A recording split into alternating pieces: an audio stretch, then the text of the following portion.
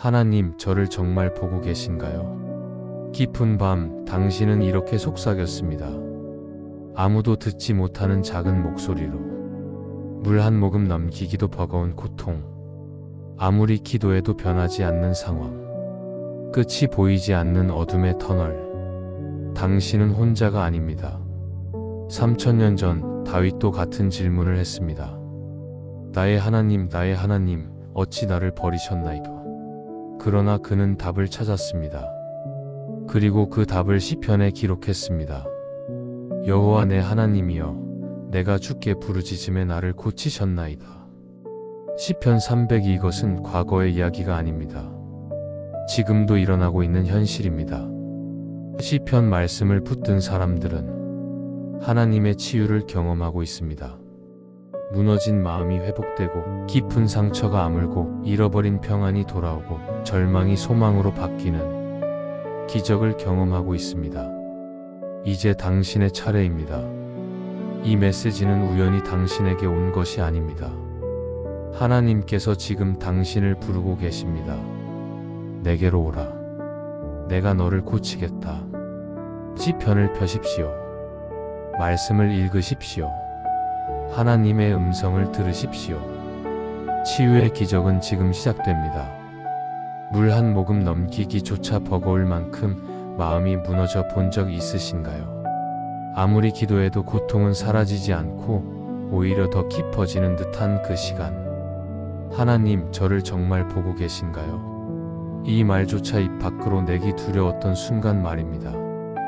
우리 인생에는 의지할 곳 하나 없이 혼자 버티고 있는 듯한 계곡의 시간이 있습니다. 그 시간 속에서 하나님은 우리를 보고 계시고 들으시고 고치시길 원하십니다.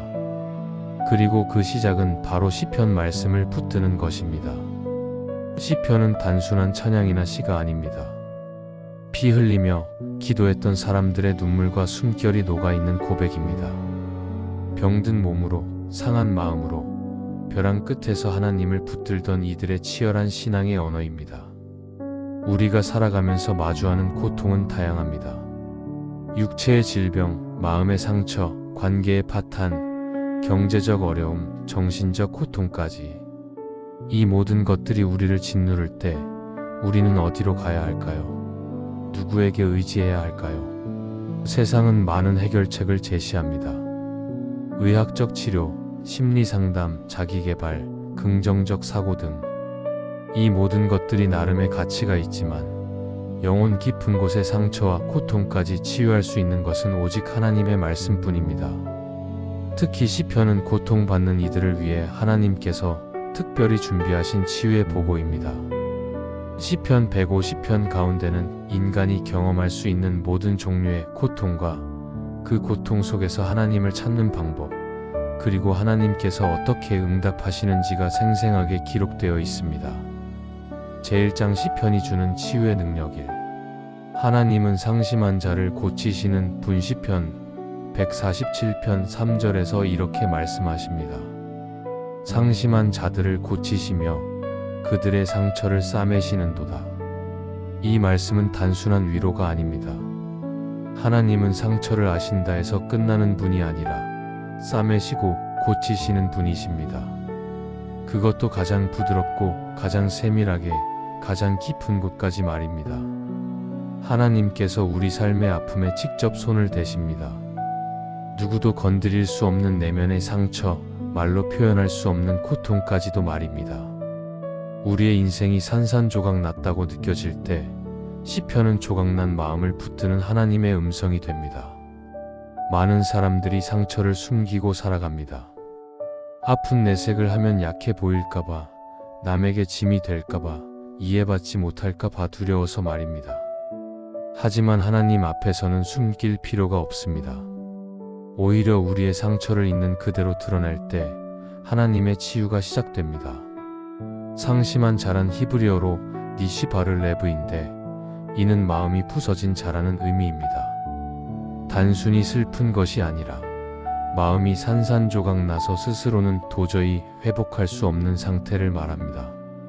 바로 그런 사람들을 하나님은 고치신다고 약속하십니다. 2. 하나님은 실제로 고치시는 분. 시편 30편 2절의 고백을 들어보십시오. 여호와 내 하나님이여, 내가 주께 부르짖음에 나를 고치셨나이다. 이 구절은 절망 가운데에서 드린 한 사람의 기도가 실제로 응답받았다는 선포입니다. 단순히 기분이 나아졌다가 아닙니다. 하나님이 실제로 고치셨다는 선언입니다. 이 시편을 기록한 다윗은 죽음의 문턱까지 갔던 경험을 이야기합니다. 그는 수오름부로 내려갈 뻔했지만 하나님께 부르짖었고 하나님께서 그를 살리셨습니다. 이것은 단순한 비유가 아닙니다. 실제로 생명이 위협받는 상황에서 하나님께서 개입하셔서 치유하신 것입니다. 지금 당신이 아무리 힘겨운 병상에 누워있다 해도, 마음이 산산조각 나 있다 해도 하나님은 여전히 고치시는 하나님이십니다. 우리의 절규가 공허한 메아리로 사라지지 않고 하나님의 귀에 닿고 손에 닿고 결국 치유로 연결됩니다. 많은 사람들이 기도했지만 응답받지 못했다고 말합니다. 하지만 하나님의 응답은 우리가 원하는 시간과 방법으로만 오는 것이 아닙니다. 때로는 즉각적으로, 때로는 점진적으로, 때로는 우리가 예상치 못한 방식으로 하나님은 일하십니다. 중요한 것은 하나님께서 반드시 응답하신다는 믿음을 놓치지 않는 것입니다. 3. 시편 말씀을 붙드는 것의 중요성. 이제는 그 말씀을 붙들어야 할 시간입니다. 눈물로 읽고 소리내어 고백하고 가슴 깊이 새기는 그 말씀들이 언젠가 여러분의 인생을 새롭게 다시 세우는 반석이 될 것입니다. 하나님은 치유를 원하십니다. 회복을 준비하고 계십니다. 그리고 그 문은 시편을 통해 이미 열려 있습니다. 말씀을 붙든다는 것은 단순히 읽는 것 이상입니다. 그것은 그 말씀을 자신의 것으로 만드는 것입니다. 시편 기자들이 고백했던 그 믿음을 내 믿음으로 삼는 것입니다. 그들이 경험했던 하나님의 구원을 내가 경험할 것이라고 믿는 것입니다. 많은 성도들이 시편을 읽으면서 놀라운 치유를 경험했습니다. 어떤 이는 불면증에서 벗어났고, 어떤 이는 우울증이 치유되었으며, 어떤 이는 오랜 질병에서 회복되었습니다. 이것은 시편 자체의 마법 같은 힘이 있어서가 아니라 시편을 통해 하나님께서 역사하시기 때문입니다. 제2장 고통 중에 있는 이들을 향한 하나님의 위로일.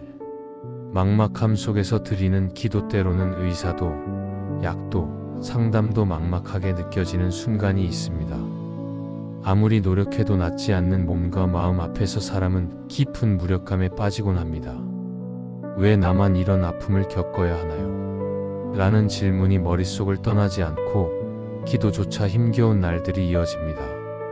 그러나 그런 절망의 골짜기 한가운데서도 하나님은 말씀하십니다. 내가 너를 고치겠다. 시편은 고난을 겪은 이들이 하나님을 어떻게 붙들었는지를 보여주는 생생한 증언집입니다. 그 중에서도 치유에 대해 특별히 선포하는 말씀이 있습니다. 현대의학은 놀라운 발전을 이루었습니다. 예전에는 불치병이었던 것들이 이제는 치료 가능한 질병이 되었습니다. 하지만 여전히 의학으로 해결할 수 없는 영역이 있습니다. 특히 마음의 병, 영혼의 상처는 약으로 치료할 수 없습니다. 심리 상담도 도움이 됩니다. 전문가와의 대화를 통해 자신의 문제를 객관적으로 바라보고 해결 방법을 찾을 수 있습니다. 하지만 상담도 한계가 있습니다. 상담사는 우리의 과거를 분석하고 조언을 줄 수 있지만 우리의 미래를 보장할 수는 없습니다. 그러나 하나님은 다르십니다. 하나님은 우리의 과거를 아시고 현재를 보시며 미래를 준비하십니다. 하나님의 치유는 단순히 증상을 완화시키는 것이 아니라 근본 원인을 해결하고 완전히 새로운 삶으로 인도하는 것입니다. 2. 전인적 치유를 베푸시는 하나님. 시편 103편 2절부터 3절 말씀을 들어보십시오. 내 영혼아, 여호와를 송축하며 그의 모든 은택을 잊지 말지어다. 그가 내 모든 죄악을 사하시며 내 모든 병을 고치시며. 하나님은 단지 병을 고치시는 분이 아닙니다. 먼저 우리의 죄악을 사하시며 그 죄로 인해 무너진 내면까지도 회복하십니다. 병의 뿌리가 육체에만 있지 않기 때문에 하나님은 전인적인 치유를 베푸십니다. 죄에서 자유케 하시고 그 다음에 병을 고치십니다. 이것이 바로 하나님의 순서입니다. 이 말씀이 중요한 이유는 우리가 치유를 간구할 때 단순히 겉으로 보이는 증상만을 없애는 것이 목적이 아니라는 점입니다. 하나님의 치유는 근본적인 문제를 다루십니다. 내면의 죄책감, 두려움, 트라우마, 용서하지 못한 감정들까지. 이 모든 것이 병의 원인이 될 수 있고 하나님은 그것까지도 아시고 만지십니다. 많은 의사들이 인정하는 사실이 있습니다. 정신적, 영적 상태가 육체 건강에 큰 영향을 미친다는 것입니다. 스트레스, 불안, 우울, 분노 등의 부정적 감정이 오래 지속되면 면역력이 떨어지고 각종 질병에 걸리기 쉬워집니다. 반대로 평안하고 긍정적인 마음을 가지면 치유가 빨라집니다. 하나님의 치유는 이 모든 차원을 아우릅니다. 영혼의 평안을 주시고 마음의 상처를 치유하시며 그 결과로 육체의 건강까지 회복시키십니다. 이것이 전인적 치유입니다. 3. 병상에서도 함께 하시는 하나님. 시편 41편 3절에서는 이렇게 말합니다. 여호와께서 그를 병상에서 붙드시고 그가 누워있을 때마다 그의 병을 고쳐주시나이다. 이 구절은 하나님께서 직접 병상의 자를 붙드시고라는 표현으로 시작됩니다.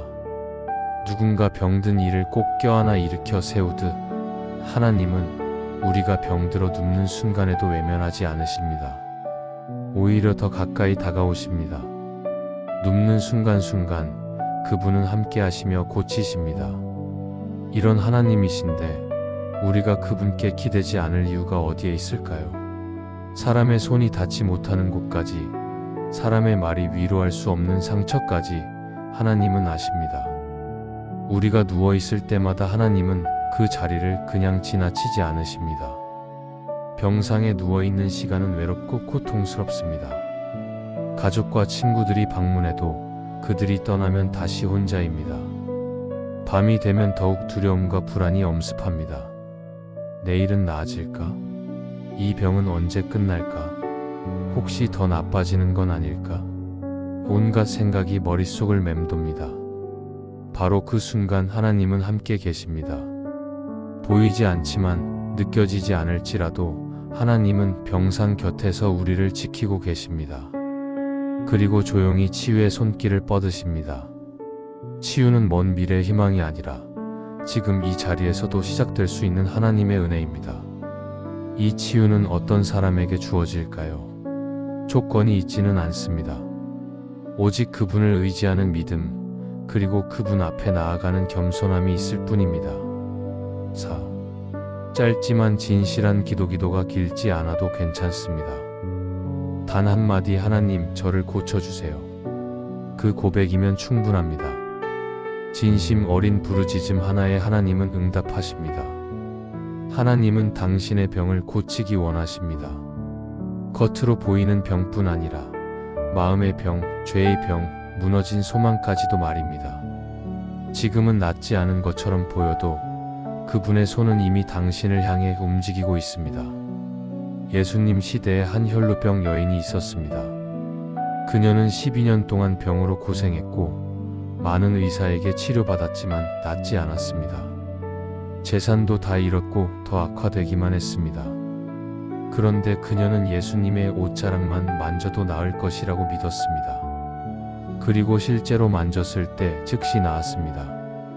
예수님은 그녀에게 말씀하셨습니다. 딸아, 내 믿음이 너를 구원하였으니 평안히 가라. 긴 기도가 아니었습니다. 화려한 고백도 아니었습니다. 단지 만지기만 해도 나을 것이라는 단순한 믿음이었습니다. 그 믿음이 치유를 가져왔습니다. 제3장 시편 말씀을 통한 치유의 과정일. 병실에서 말씀을 붙들 다누군가 병실 한켠에 조용히 앉아 있었습니다. 기도가 나오지 않아 그저 눈만 감은 채 말없이 시간을 보내고 있었습니다. 손에는 시편이 담긴 작은 성경책이 있었고 그 손끝이 닿은 구절에는 이미 여러 번 밑줄이 그어져 있었습니다. 하나님 도와주세요. 그 마음 하나로 시편 말씀을 붙들고 있었던 것입니다. 우리 모두 그런 시간을 겪습니다. 말이 아닌 눈물로만 드릴 수 있는 기도. 그리고 그런 순간의 시편은 가장 깊은 위로와 능력으로 우리 곁에 남습니다. 병실은 고독한 곳입니다. 아무리 많은 사람이 방문해도 결국 아픔은 나 혼자 감당해야 합니다. 아무도 내 대신 아파할 수 없습니다. 그 외로움 속에서 유일한 위로는 하나님의 말씀입니다. 시편을 읽으면서 우리는 깨닫게 됩니다. 나만 이런 고통을 겪는 것이 아니구나. 수천 년 전에도 사람들은 같은 고통을 겪었고 같은 질문을 했으며 같은 하나님께 부르짖었구나. 그리고 하나님은 그들에게 응답하셨구나.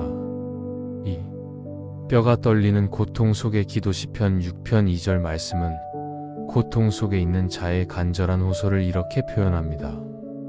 여호와여, 내가 수척하였사오니 내게 은혜를 베푸소서. 여호와여, 나의 뼈가 떨리오니 나를 고치소서.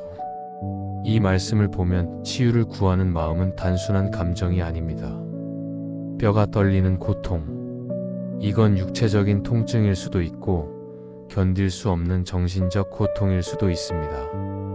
하나님은 이런 절규를 외면하지 않으십니다. 우리가 얼마나 아픈지, 무엇이 우리를 무너뜨리고 있는지 그분은 다 아시고 가장 정확한 방식으로 다가오십니다. 치유를 구하는 이의 기도는 체면이나 형식이 중요하지 않습니다. 오히려 깨지고 흐트러진 기도가 더 깊이 하나님의 마음을 움직입니다. 내 방식대로 아무리 싸워봐도 끝이 보이지 않을 때 결국 우리가 붙들어야 할 것은 하나님의 긍휼입니다. 나에게 은혜를 베푸소서라는 짧은 기도 안에는 인간의 연약함과 하나님의 능력을 인정하는 믿음이 담겨 있습니다. 이것이 바로 진정한 기도의 시작입니다. 다윗은 이 시편을 쓸 때 극심한 고통 가운데 있었습니다. 그는 밤마다 눈물로 침상을 적셨고 근심으로 눈이 쇠하였다고 고백합니다. 원수들이 그를 둘러싸고 조롱했으며 하나님께서 자신을 버리신 것 같았습니다. 하지만 그는 기도를 멈추지 않았습니다.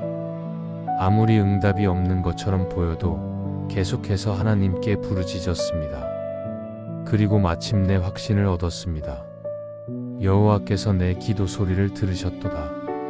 3. 말씀으로 고치시는 하나님. 시편 107편 20절은 이 믿음을 이렇게 선포합니다.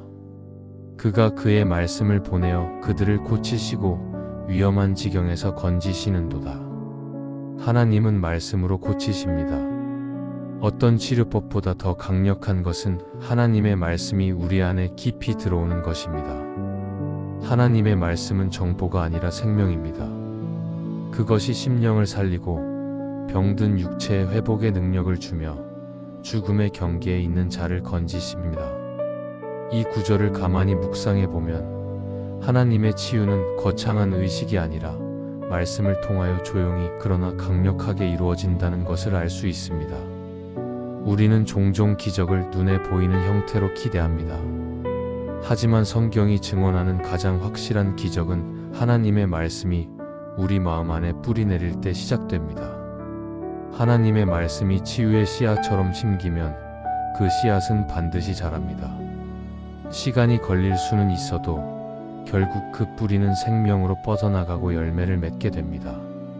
창세기를 보면 하나님은 말씀으로 천지를 창조하셨습니다. 빛이 있으라 하시니 빛이 있었고 물과 땅이 나니라 하시니 그대로 되었습니다. 하나님의 말씀에는 창조의 능력이 있습니다. 그 동일한 능력이 치유에도 작용합니다. 하나님께서 너는 나았다고 선포하시면 그것은 반드시 이루어집니다. 우리가 할 일은 그 말씀을 믿고 받아들이는 것입니다. 4. 말씀을 통해 역사하시는 하나님. 하나님께서는 지금도 말씀을 보내십니다. 당신이 눈물로 밤을 지샐 때, 침묵 속에 기도를 올릴 때, 시편 말씀을 조용히 읊조일 때 그분은 바로 그 자리에 함께 계십니다. 그분은 듣고 계시며 기다리십니다. 단 한 번의 회복이 아니라 삶 전체를 새롭게 하는 치유를 주시기 위해서입니다. 이 시점에서 우리가 해야 할 일은 단 하나입니다. 시편의 말씀처럼 다시 고백하는 것입니다. 하나님, 은혜를 베푸소서. 나를 고치소서. 그리고 그 고백이 반복될수록 믿음은 단단해지고 치유의 손길은 가까워집니다. 혹시 오늘 당신도 하나님 너무 힘듭니다. 어떻게 해야 할까요? 라는 마음을 안고 계시다면 지금 이 순간 그 자리가 바로 하나님의 말씀을 붙들 자리입니다. 시편 말씀을 통해 하나님의 음성을 들으십시오. 그분은 여전히 살아계시고 여전히 치유하십니다. 오늘 밤 그 말씀을 되뇌며 잠드십시오. 하나님은 말씀을 통해 당신을 회복시키실 것입니다. 제사장 눈물을 보시고 응답하시는 하나님일. 아무에게도 말하지 못한 아픔, 아무에게도 말하지 못한 아픔이 있습니까? 깊은 밤 아무 소리 없이 흘러내리는 눈물의 이유가 있습니까? 겉으로는 아무렇지 않은 척 살아가지만 속으로는 무너져 내리고 있는 분들이 있습니다. 마음의 병은 겉으로 드러나지 않기에 더 위험하고 외롭고 고통스럽습니다. 하지만 하나님은 그 눈물을 보십니다. 그리고 그 눈물 가운데서 역사하십니다.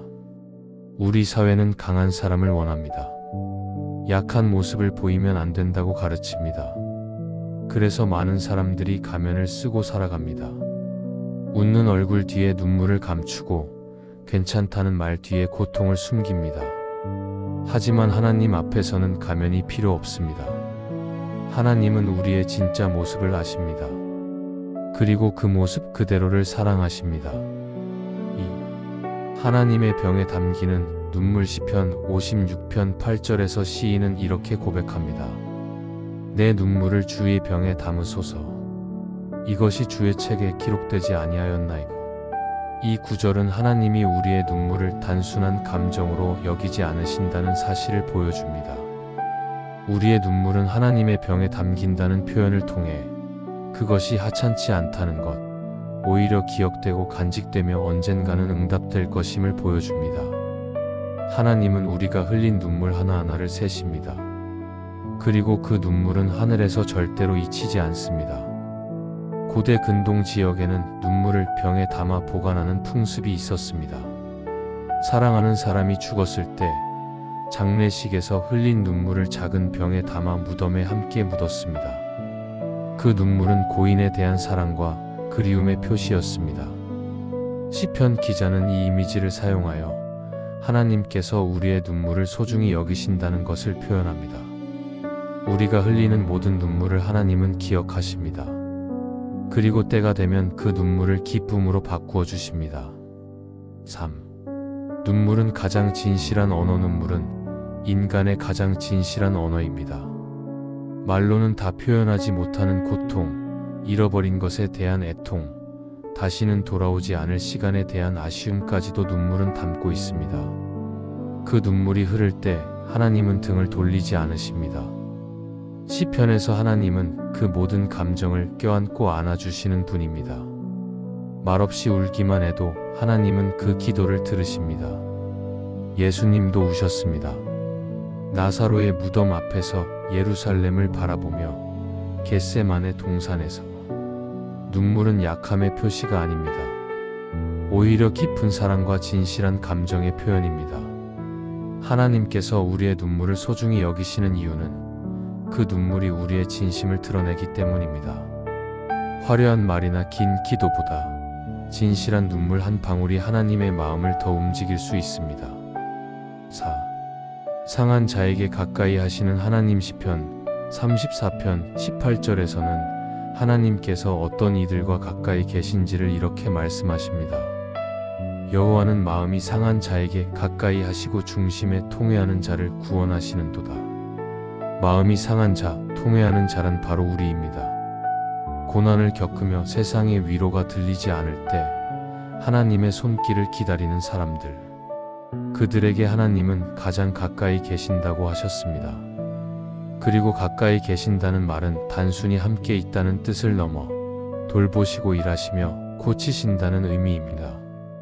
이 말씀은 우리에게 위로 이상의 소망을 줍니다. 치유의 시작은 마음이 상한 것을 인정하고 그 상한 마음으로 하나님을 향해 나아가는 데서 시작됩니다. 위대한 신앙인은 넘어지지 않는 사람이 아니라 넘어진 자리에서 다시 하나님을 찾는 사람입니다. 우리가 너무 아파서 주님께 더 이상 기도조차 하지 못하는 순간에도 시편은 우리를 대신해 기도해 줍니다. 눈물의 언어로, 고통의 언어로 하나님 앞에 나아가는 통로가 되어 줍니다. 하나님이 가까이 계신다는 증거, 이런 경험이 있을지 모릅니다. 마음이 너무 아파 찬양도 기도도 나오지 않을 때 시편을 소리내어 읽으며 울다가 결국 하나님께서 우리 마음을 어루만지는 걸 느끼는 순간, 바로 그것이 하나님이 가까이 계신다는 증거입니다. 치유는 이런 순간 아주 작고 조용하게 시작됩니다. 극적인 사건이나 큰 기적으로 오지 않을 수 있습니다. 하지만 하나님의 평안이 마음에 스며들고 조금씩 힘이 생기고 다시 일어설 용기가 생기는 것, 그것이 치유의 시작입니다. 그러므로 오늘도 눈물로 하루를 마감하는 분이 있다면 두려워하지 마십시오. 하나님은 그 눈물을 헛되게 하지 않으십니다. 오히려 그 눈물은 하나님의 응답을 준비하는 씨앗입니다. 지금은 아무것도 보이지 않지만 때가 되면 반드시 싹이 돋습니다.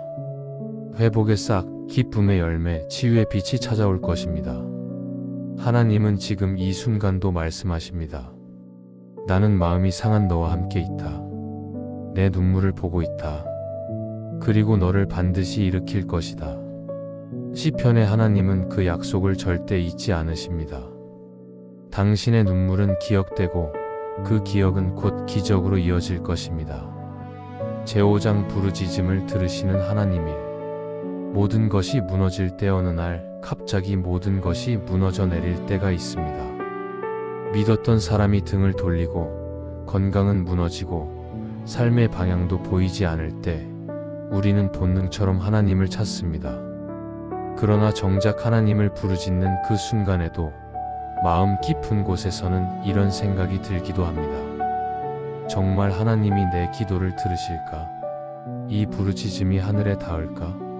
그런 불안과 의심이 스며드는 순간 우리가 붙들어야 할 말씀은 시편입니다. 시편은 부르짖음에 응답하시는 하나님의 성품을 보여줍니다. 인생에는 예상치 못한 위기가 찾아옵니다. 갑작스러운 사고, 질병의 진단, 사업의 실패, 관계의 파탄. 이런 일들이 일어날 때 우리는 무력함을 느낍니다. 내 힘으로는 어쩔 수 없다는 것을 깨닫게 됩니다. 바로 그 순간이 하나님을 만날 수 있는 기회입니다. 모든 것을 잃었을 때 비로소 하나님만이 우리의 유일한 소망임을 알게 됩니다. 이 환난 중에 드리는 기도 시편 18편 6절은 이렇게 말합니다. 내가 환난 중에서 여호와께 아뢰며 나의 하나님께 부르짖었더니 그가 그의 성전에서 내 음성을 들으시며 그의 앞에서 나의 부르짖음이 그의 귀에 들렸도다. 여기서 시인은 환난 중에서 하나님께 부르짖었을 뿐인데 하나님께서 그 음성을 들으셨다고 고백합니다. 중요한 점은 환난의 한복판에서 드리는 기도조차 하나님께는 분명히 전달된다는 사실입니다. 우리의 부르짖음이 크거나 완벽해서 들리는 것이 아니라 하나님의 귀가 그만큼 민감하신 것입니다. 그분은 낮은 소리, 속삭임 같은 외침도 들으십니다. 절망 속에서 건져달라는 짧은 외침, 그것 하나로도 하나님의 귀는 반응하십니다. 이 시편은 다윗이 사울 왕의 손에서 구원받은 후에 쓴 것입니다. 다윗은 오랜 시간 동안 사울에게 쫓기며 도망 다녔습니다. 동굴에 숨고 광야를 헤매며 언제 죽을지 모르는 불안 속에 살았습니다. 하지만 그는 계속해서 하나님께 부르짖었습니다. 그리고 하나님은 그의 기도를 들으셨고 마침내 그를 구원하셨습니다. 다윗은 이 경험을 통해 확신했습니다. 하나님은 부르짖는 자의 기도를 반드시 들으신다는 것을. 3. 지친 순간에도 들으시는 하나님. 때로는 우리가 너무 지쳐서 말도 나오지 않고 그저 속으로 하나님, 제발요 하는 간구조차 겨우 떠오르는 날이 있습니다. 그러나 그 간절함은 하나님의 마음을 움직이기에 충분합니다. 사람들은 이해하지 못할지라도 하나님은 들으시고 아시고 반드시 응답하십니다. 시편 34편 6절은 또 이렇게 증언합니다. 이 곤고한 자가 부르짖음에 여호와께서 들으시고 그의 모든 환난에서 구원하셨도다. 이 구절은 너무나도 분명합니다. 이 곤고한 자는 바로 나 자신일 수 있고 지금 이 말씀을 듣고 있는 당신일 수 있습니다.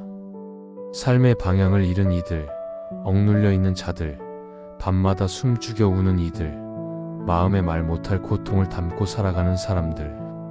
하나님은 그들의 부르짖음을 듣고 단지 위로하시는 데서 그치지 않으시고 모든 환난에서 건지시는 분이십니다.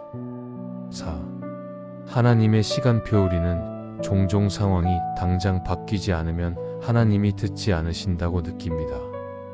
하지만 하나님의 응답은 우리의 시간표와 다르게 움직입니다. 가장 필요할 때 가장 적절한 방식으로 우리 삶에 개입하십니다.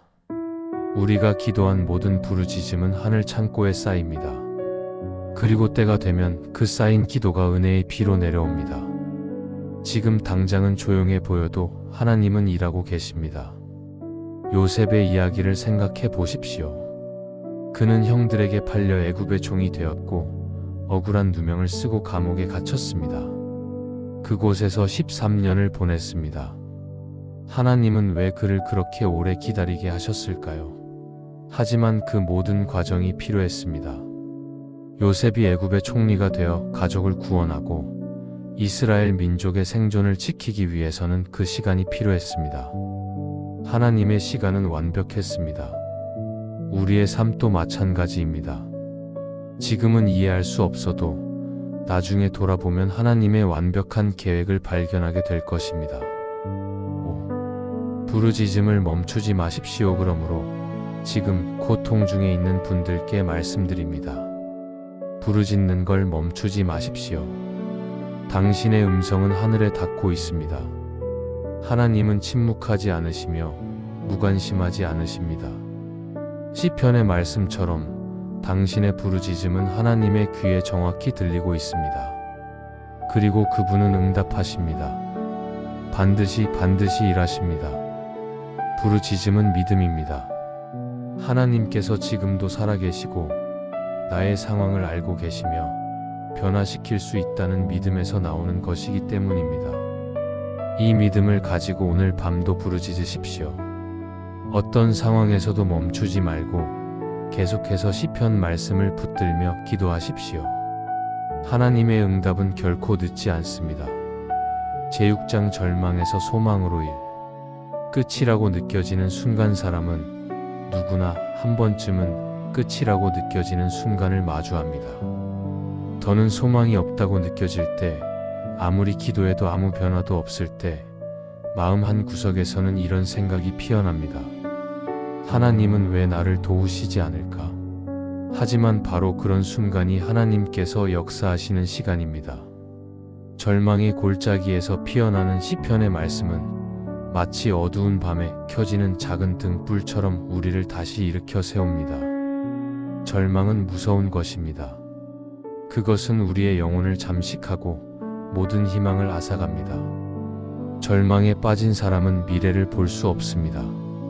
오직 어둠만이 보입니다. 하지만 하나님은 절망보다 크십니다. 하나님의 빛은 어떤 어둠도 뚫고 들어옵니다. 아무리 깊은 절망의 구덩이에 빠져 있어도 하나님은 그곳까지 내려오셔서 우리를 건지십니다. 이 기가 막힐 웅덩이에서 건지시는 하나님. 시편 40편 1절부터 2절은 절망에서 건지시는 하나님의 손길을 이렇게 묘사합니다. 내가 여호와를 기다리고 기다렸더니 귀를 기울이사 나의 부르짖음을 들으셨도다. 나를 기가 막힐 웅덩이와 수렁에서 끌어올리시고 내 발을 반석 위에 두사 내 걸음을 견고하게 하셨도다. 기가 막힐 웅덩이라는 표현은 단순한 어려움을 넘어 스스로는 빠져나올 수 없는 상황을 의미합니다. 삶의 수렁, 절망의 깊이, 어둠의 늪에서 하나님은 손을 뻗으십니다. 그리고 단지 건져내시는데 그치지 않고 반석 위에 두사 우리의 삶을 다시 세우십니다. 하나님의 치유는 단순한 회복이 아닙니다.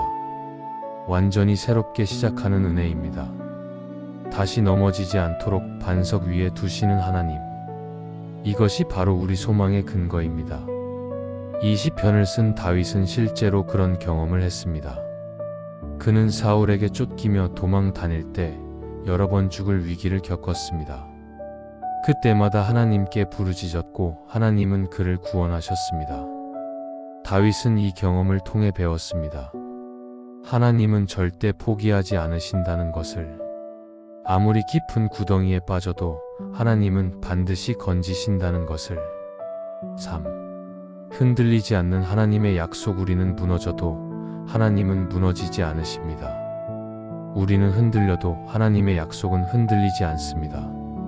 절망이 끝처럼 보여도 그것은 하나님께서 새로운 시작을 여시는 출발선일 수 있습니다. 또한 시편 42편 11절은 이렇게 고백합니다. 내 영혼아, 내가 어찌하여 낙심하며 어찌하여 내 속에서 불안해하는가. 너는 하나님을 바라라.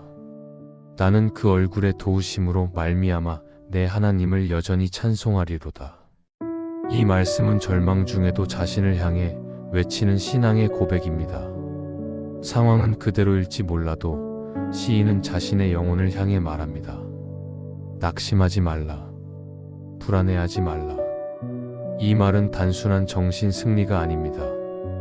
하나님을 바라라는 말 안에는 눈앞의 현실이 아닌 보이지 않는 하나님을 믿음으로 바라보라는 영적 명령이 담겨 있습니다. 4. 하나님을 바라보는 믿음. 하나님을 바라본다는 것은 지금은 아무것도 보이지 않지만 하나님은 일하고 계신다는 믿음입니다. 바로 이 믿음이 절망을 뚫고 나아가는 힘입니다. 그분을 향해 부르짖고 그분을 향해 기대는 이에게 하나님은 반드시 길을 여십니다. 그리고 그 길은 이전보다 더 견고하고 더 복된 길입니다. 절망 중에도 찬송하는 사람은 무너지지 않습니다. 이유는 간단합니다. 그 찬송이 현실을 부정해서가 아니라 현실을 초월하는 하나님을 바라보기 때문입니다. 시편의 기자들은 눈물 속에서도 찬양했습니다. 죽음의 그림자 속에서도 희망을 노래했습니다. 그들의 고백이 지금도 우리에게 소망이 되는 이유는 그것이 단순한 시가 아니라 살아계신 하나님의 약속이기 때문입니다. 5. 절망의 밑바닥에서 세우시는 하나님. 그러니 오늘 절망 가운데 계신 분이라면 시편 말씀을 펴십시오. 당신의 상황을 외면하지 않고 그 현실 안에서 일하시는 하나님을 다시 바라보십시오. 그분은 낙심한 자보다 낙심 속에서도 하나님을 찾는 자를 통해 놀라운 일을 시작하십니다. 절망은 끝이 아닙니다. 하나님은 절망의 밑바닥에서 새로운 반석을 놓으시고 그 위에 당신의 삶을 다시 세우십니다. 오늘 그 반석 위에 서기 위해 다시 시편을 고백해 보십시오. 나는 하나님을 바라봅니다. 나는 그 얼굴의 도우심으로 인해 다시 찬송할 것입니다. 이 고백이 당신의 입술에서 나올 때 이미 회복은 시작된 것입니다. 하나님은 그 고백을 들으시고 반드시 응답하실 것입니다. 제7장 지친 영혼에게 주시는 새 힘일.